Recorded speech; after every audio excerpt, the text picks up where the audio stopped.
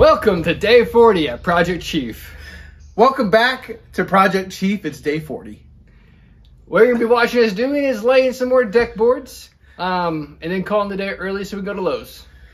We are going to go to Lowe's today to pick up more deck boards and calling it early. Enjoy us actually talking about the deck and some details about it, followed by a time lapse of us installing more deck boards.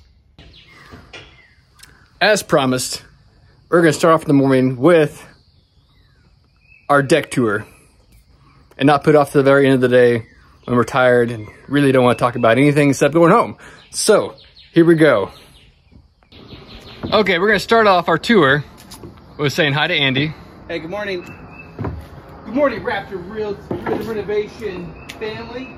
Yeah, we're talking about our stairs leading up to it. So originally, you might have seen in our time lapse, we actually had a set of 3 of our stair risers, and now we have a set of 4 of them. That way, it is going to be much more sturdy, a longer lasting that way.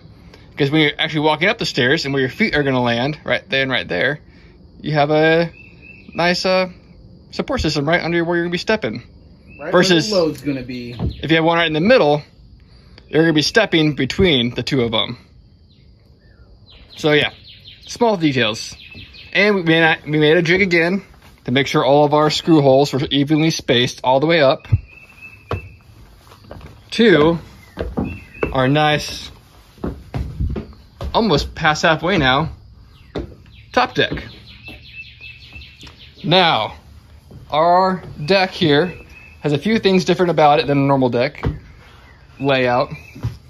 One, of course, is our sleeper joist that we're attaching to. So these guys are all taped up, and we're screwing these on with the jig we've made. I'll talk about the jig here in a second. But what's going to be different is right about here-ish, the last 4 rows on this side near the house are going to be removable. So that way, if they ever need to get anything out, or if anything gets stuck down in there, you can pop off easily this top section, put a garden hose in, an air hose, and wash out or blow out anything that might be stuck under your deck. Now, because of that also, oh, come on down here.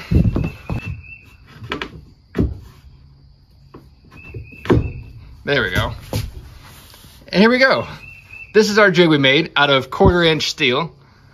And we have our holes pre-drilled in it that we're going to be using to line and make sure all of our screws that we're putting in place are exactly the same distance from the edge every single time and exactly in the middle of this sleeper joist. We did that by cutting this and bending down on either side part of the 1/4-inch steel and then bending that little piece up there. So this wraps around our sleeper joist on the front side and aligns these perfectly in the middle of that sleeper joist. And boom, also is our spacer for a 1/4-inch between each board. Hey, John, a 1/4-inch seems pretty big. That's what she said. Why did we go quite that big on this? Because it seemed a little odd to me at first. Yes, okay. It does seem odd, and it actually is much tighter spacing on other decks you probably will see. Other decks, you'll probably see these guys almost just smushed up perfectly flat with the other one, or maybe just an 1/8-inch gap between the boards. We are doing a 1/4-inch because with this rooftop deck system, we actually want a big enough gap here that will allow water to actually flow into these gaps here and wash out any debris that might be caught up here. Because if you make these really tight, like an 1/8 inch or smaller, there's going to be junk that will still go down. It'll be pollen, dirt, dust, little leaves, things like that will still make their way in. But it'll be so tight, it won't allow enough water flow whenever you're cleaning your deck off to actually go under the boards and wash all that stuff out. So that is why we have what looks like to be a larger gap than most decks. And you will notice a 1/4-inch. So yeah, that is our main deck system here and the tools we're using. Oh, and also you might see us using this cool guy here. Man, if you're doing a deck system without this thing here called a bow wrench, you're missing out. Because especially when you buy your lumber from somewhere like a big box store, say Lowe's, your boards are not going to be straight. And this way, you can actually wrench and get some torque easily on your boards to pull them back straight again. So whenever you're finished laying your boards, it'll make a nice straight line all the way down and not be warpy. So if you have any more questions about our deck assembly, what we're doing and how we're doing it, leave it in the comment section. Now back to our scheduled time lapse.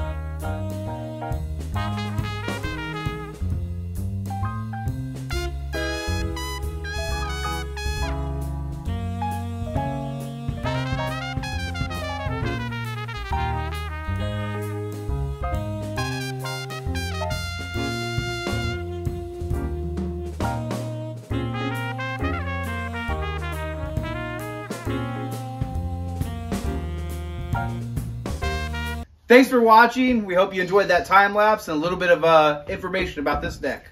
Go ahead and like this video and leave a comment with any questions, kind of like we told you to do earlier. But again, reminding you, leave comments if you have questions.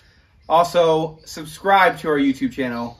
We are almost to 1,100 subscribers. Yes, which almost. Is well on our way to the 1,000,000. So close to 1,000,000. I can not really taste it yet, but close. It's close. So go ahead and also ring the bell for notifications and tell your friends a clean joke.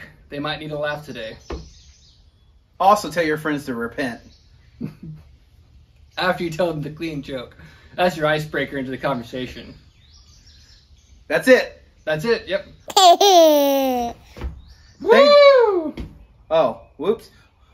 Woo! Repent or perish. And tell jokes. Also tell jokes along the way. Dry bar.